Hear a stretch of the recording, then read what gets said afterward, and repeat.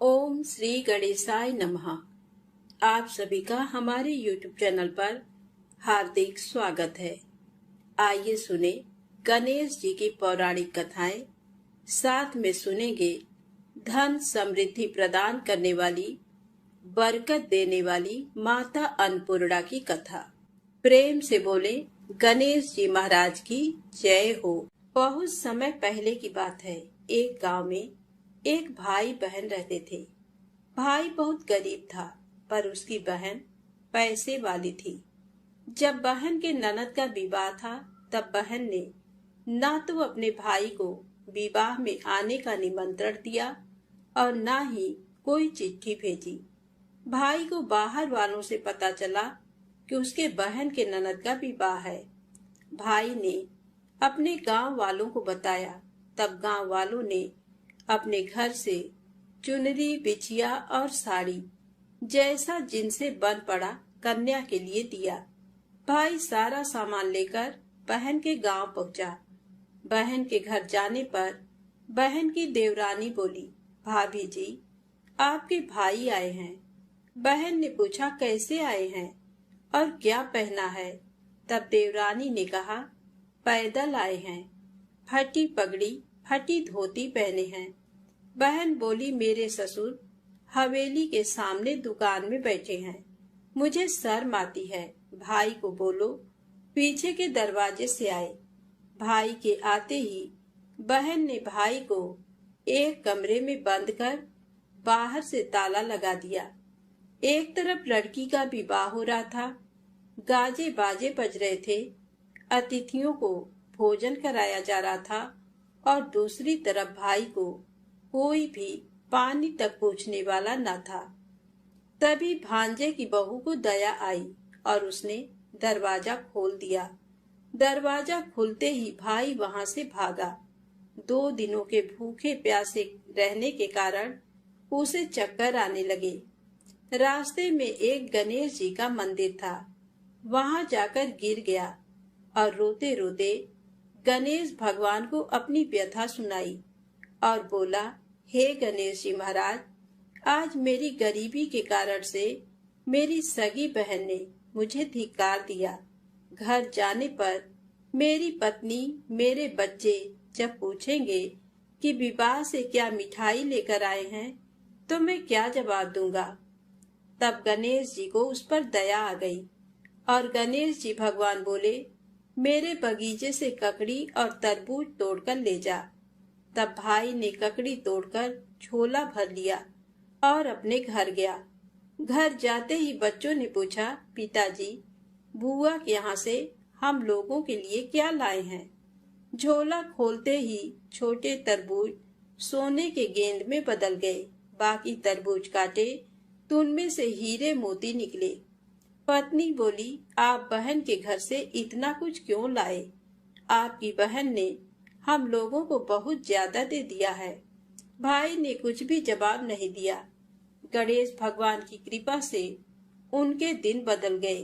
भाई का काम धंधा जोरों से चलने लगा। धीरे धीरे गहने, कपड़े, रहने के लिए मकान बन गए। पत्नी बोली, एक बार ननद जी को बुलाकर लाओ।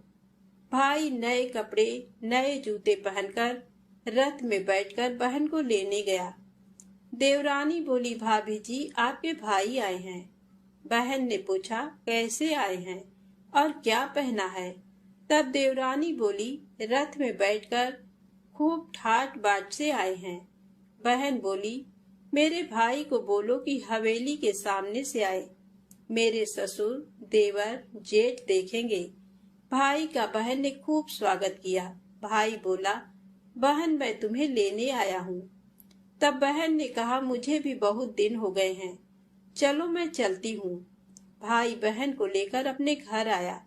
भाई और उसकी पत्नी ने बहन का खूब आदर सत्कार किया। जो चीजें मांगी सब बनवा कर दिया।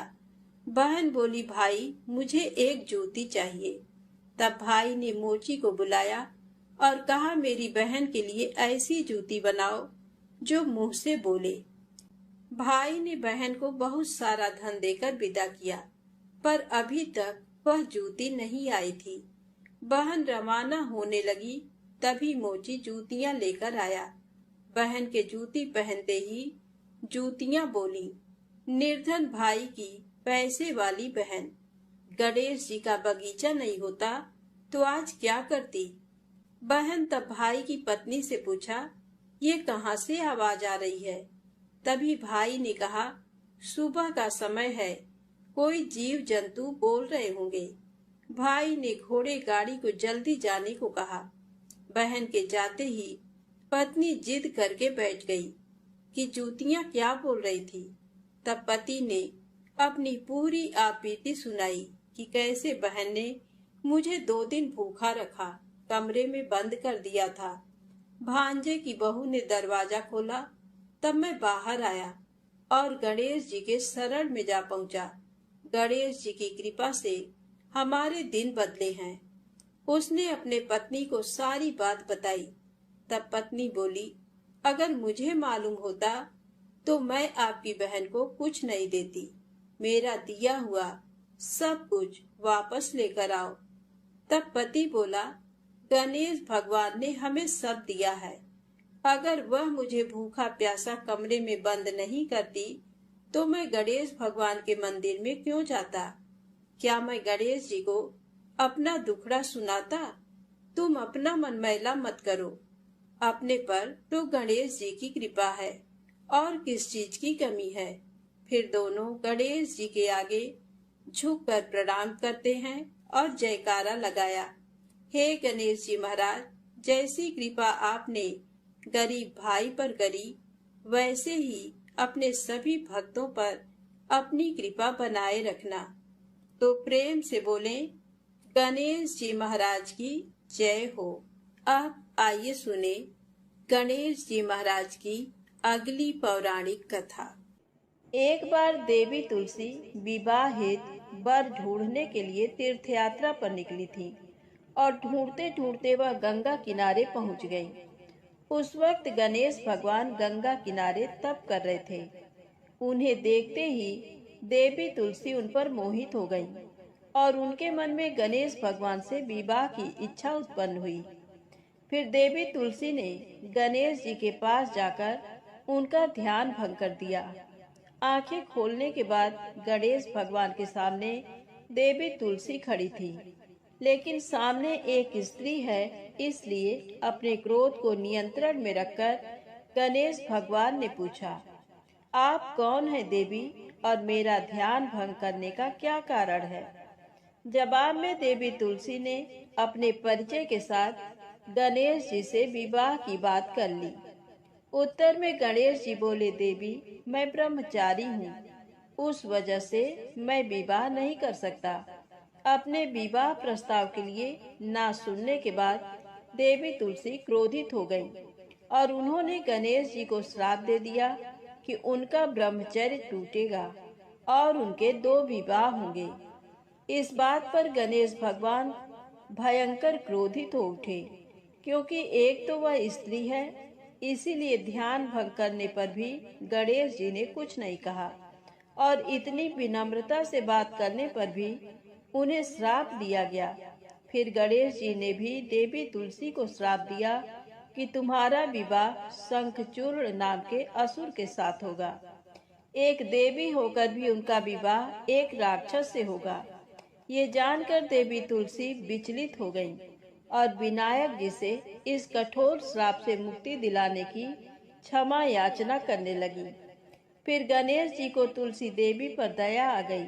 वह बोले कि मेरा श्राप तो बदल नहीं सकता, वह तो सच होकर ही रहेगा, लेकिन अगले जन्म में तुम एक पेड़ बनोगी और भगवान महाविष्णु जी को अत्यंत प्रिय होगी। उनकी पूजा में भी तुम्हारा एक महत्वपूर्ण स्थान होगा और कलयुग के इंसानों को तुम मोक्ष का मार्ग दिखाओगी। लेकिन तुमने मेरा तप भंग किया है और मुझे ब्रह्मचारी होकर भी 2 विवाह का श्राप भी दिया है, इसलिए मेरी किसी भी प्रकार की पूजा में तुम निश्चित होगी। इस प्रकार देवी तुलसी गणेश भगवान की पूजा में निषिद्ध हो गई। तो प्रेम से बोले, गणेश जी महाराज की जय हो। अब आइए सुने गणेश जी के विवाह की कथा। गणेश भगवान का मुख हाथी का है और एक दांत टूटा हुआ है। इन्हीं दो कारणों की वजह से उनका विवाह नहीं हो पा रहा था। इस बात से गणेश महाराज अक्सर नाराज रहा करते थे। एक दिन एक देवता के आग्रह पर विनायक जी उसके विवाह में अपनी उपस्थिति दर्शाने गए थे।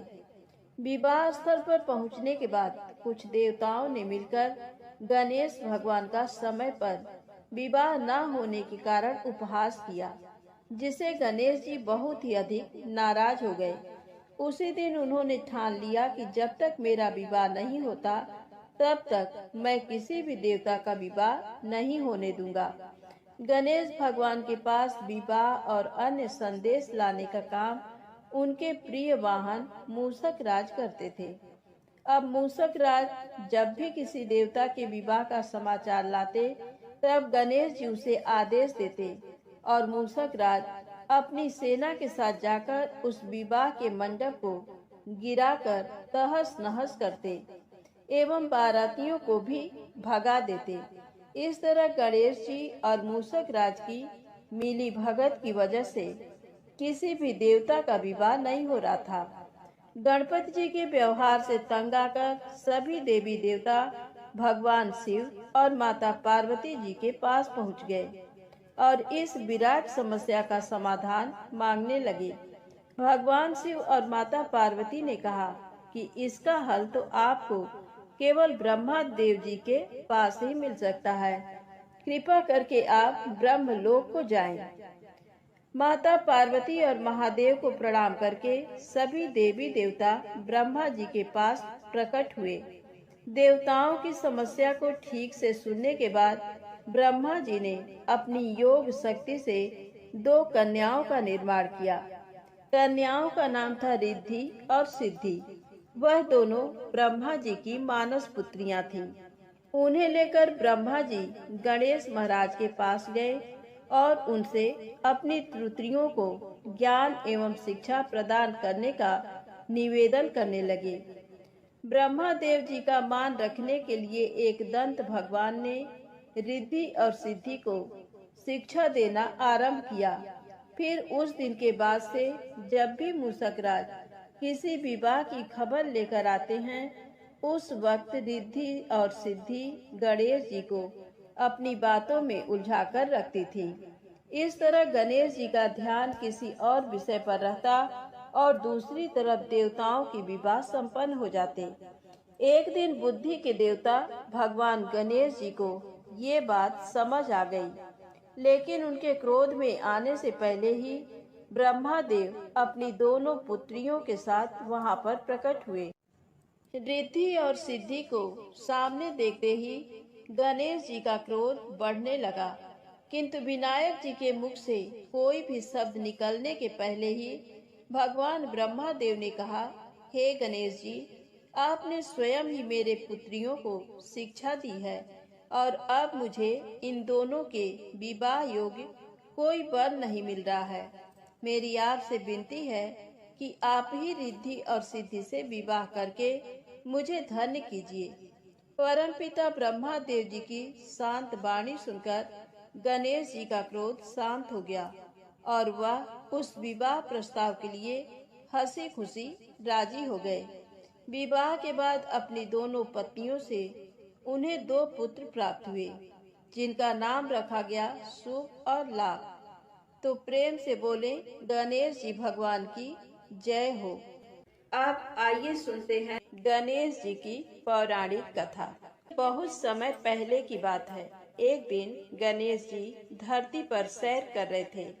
सैर करते करते वह एक अनाज के खेत में पहुंच गए और भूख लगने के कारण उन्होंने उस खेत में से 12 अनाज के दाने तोड़कर खा लिए।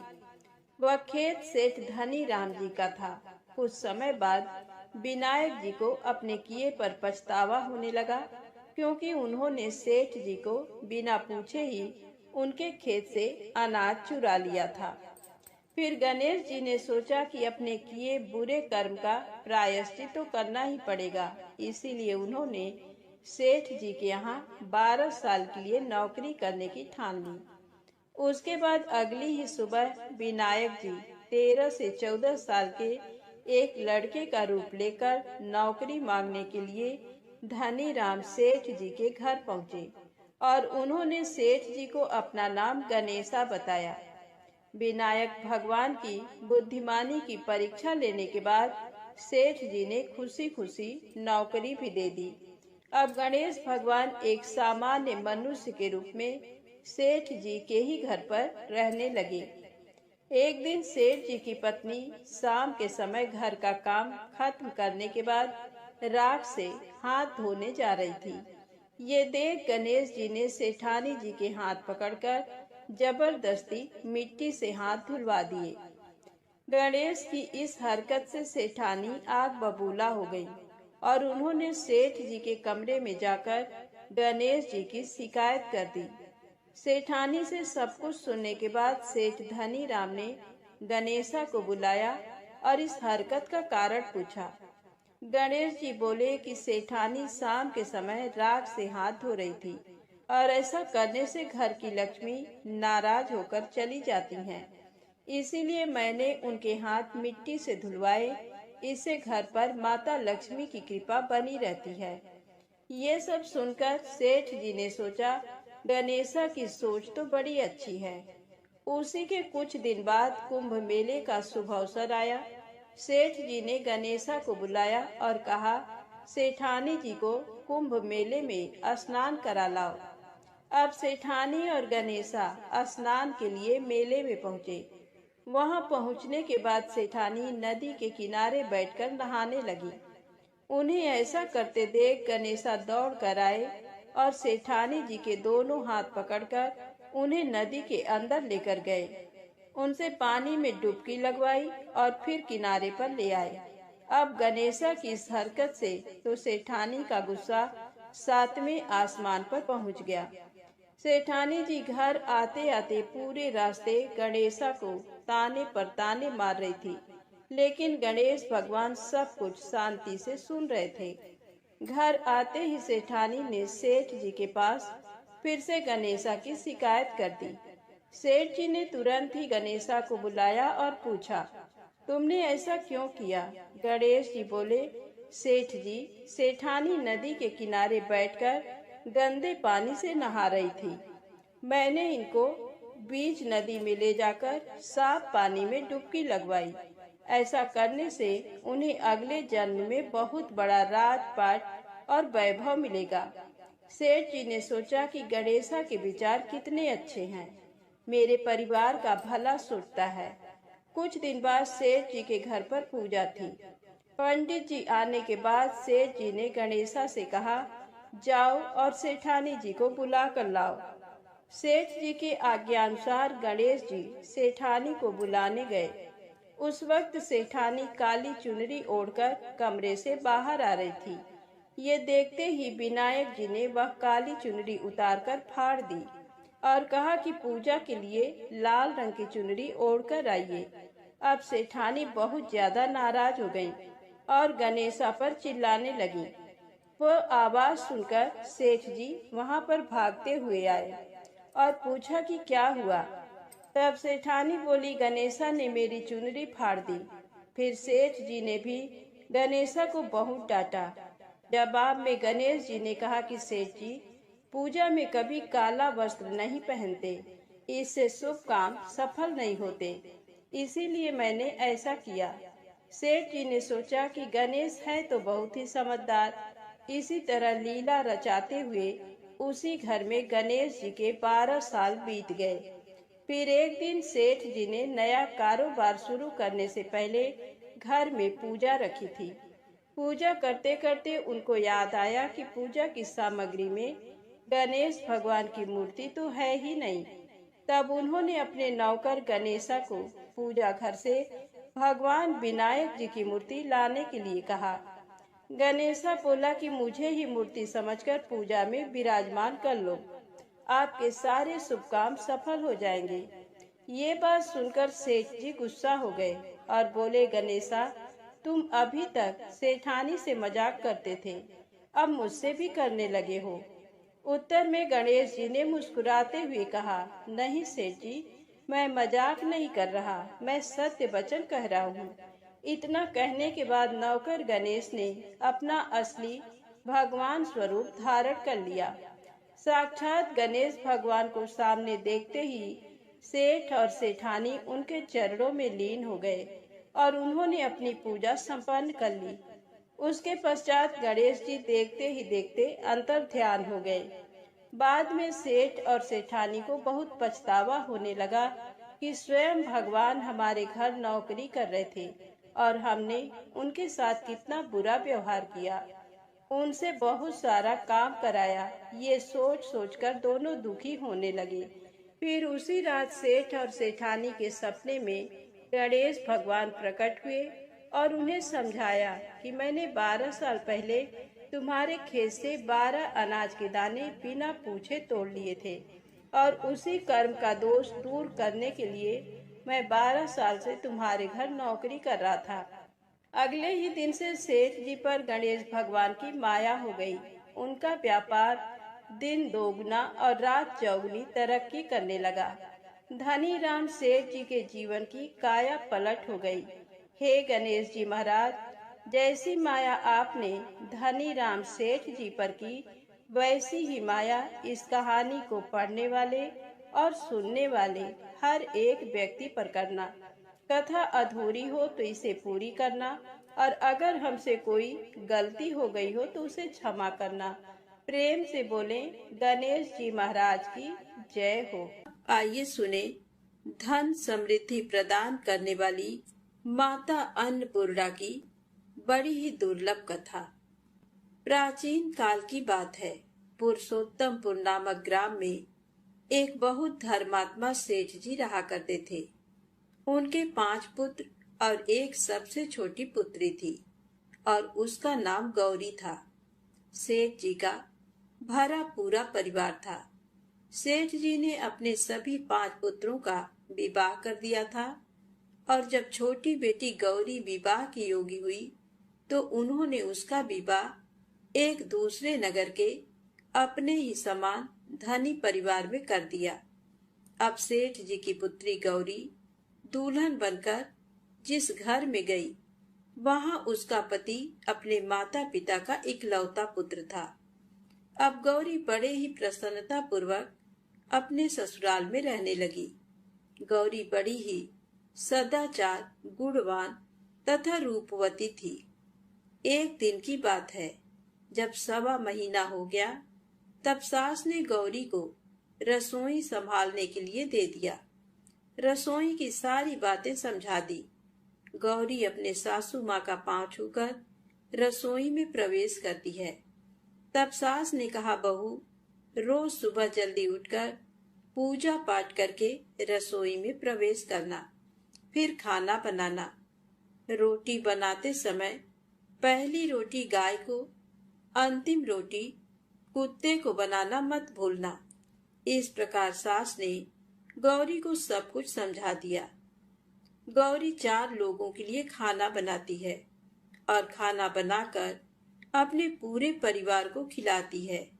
जब अंत में खुद खाने के लिए बैठी, तब वह देखती है कि उसके लिए तो रोटी बची ही नहीं। अब क्या करे? वह चावल, दाल और सब्जी खाकर पानी पी लेती है।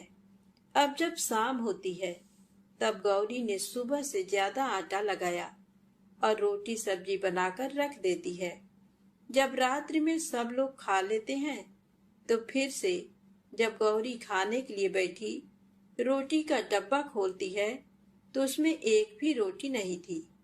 ये देखकर उसे बड़ा ही आश्चर्य होता है कि उसने तो सुबह से भी ज्यादा आटा लगाया था, लेकिन रोटियां बची ही नहीं। अब वह सिर्फ सब्जी खाकर पानी पीकर सो जाती है।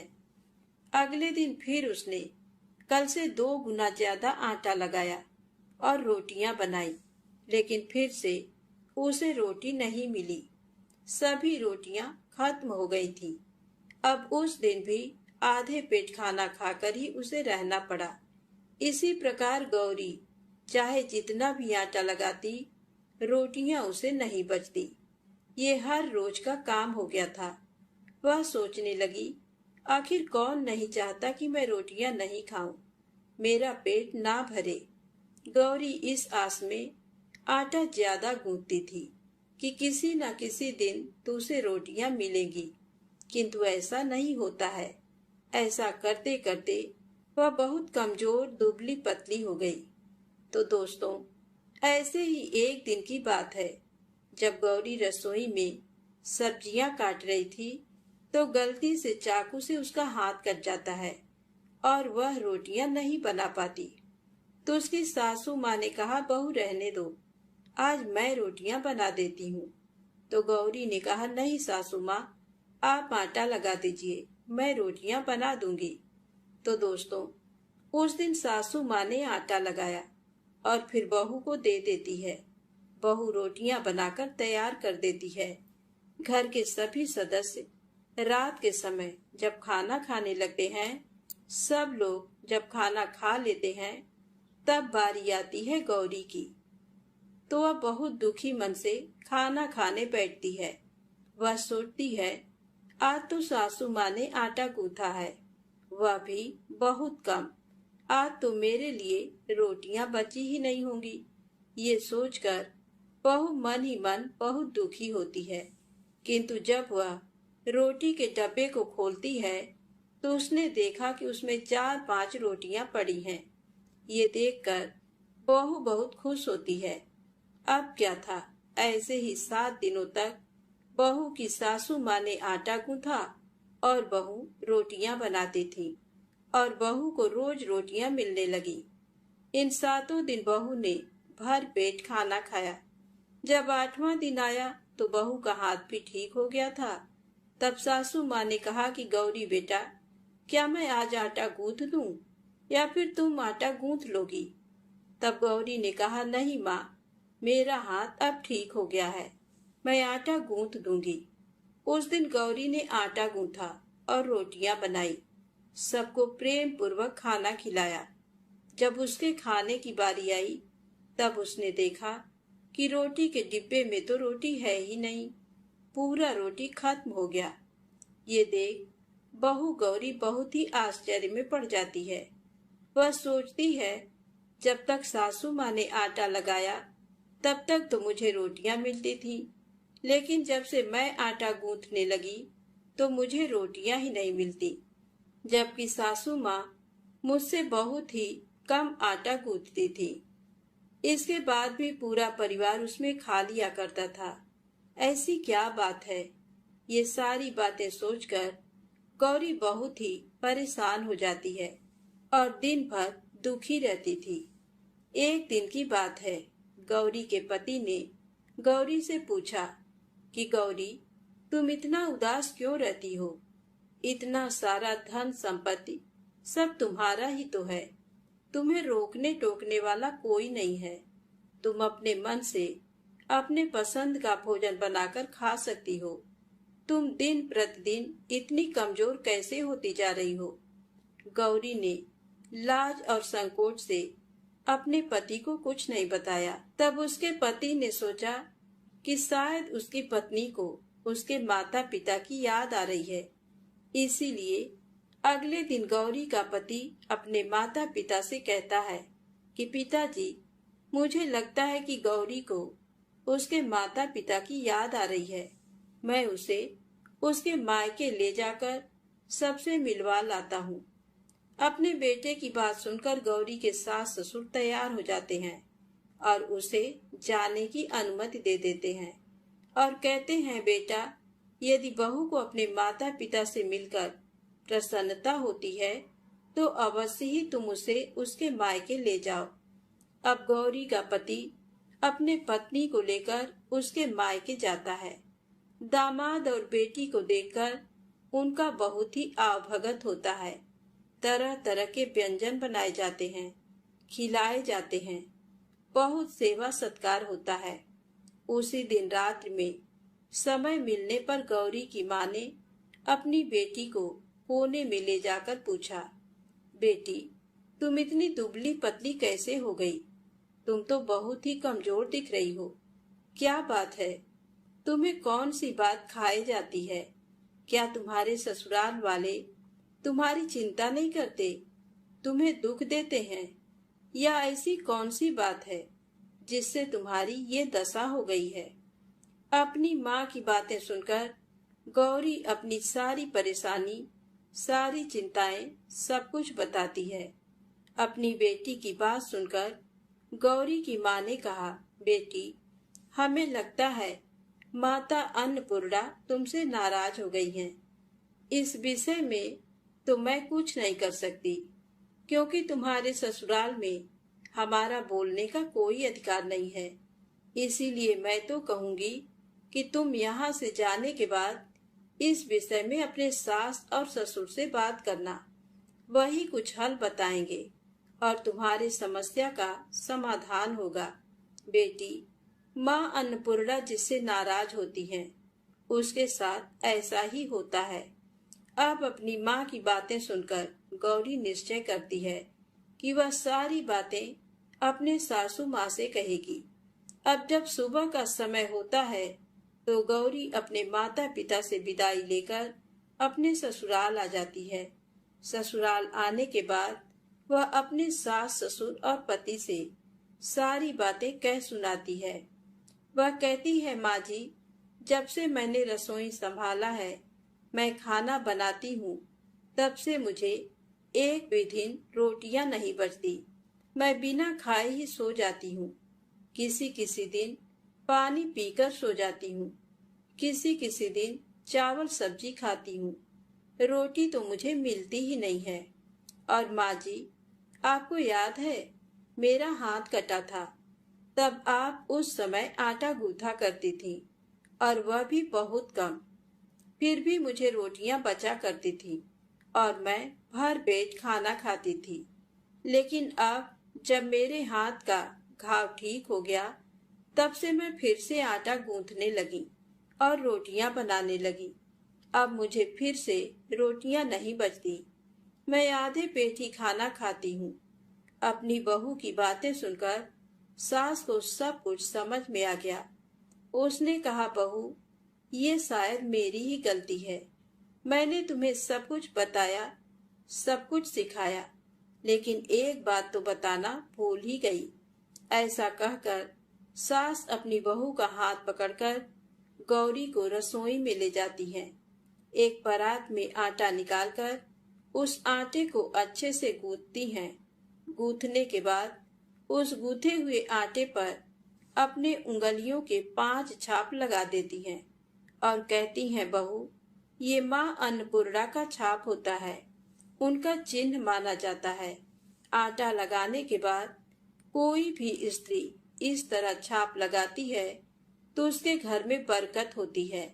इसका अर्थ ये है कि माँ अन्नपूर्णा की कृपा सभी परिवार वालों पर बरसे और कोई भी सदस्य भूखे पेट ना सोए। बहू, मैं तुम्हें ऐसा बताना भूल गई। आज से तुम आटा लगाते वक्त आटे पर अपना 5 उंगलियों का छाप छोड़ देना और माँ अन्नपूर्णा तुम्हारे ऊपर अवश्य ही कृपा करेंगी और तुम कभी भी खाली पेट, भूखे पेट नहीं सोओगी। ये बरकत का चिन्ह होता है। अब अपने सासू माँ की बात सुनकर बहू हर रोज आटा गूंथती और फिर उस पर अपने 5 अंगुलियों की छाप छोड़ देती और फिर रोटियां बनाती। अब बहू को भी हर रोज रोटियां मिलने लगी। वह पेट भर भोजन करने लगी और स्वस्थ भी हो गई।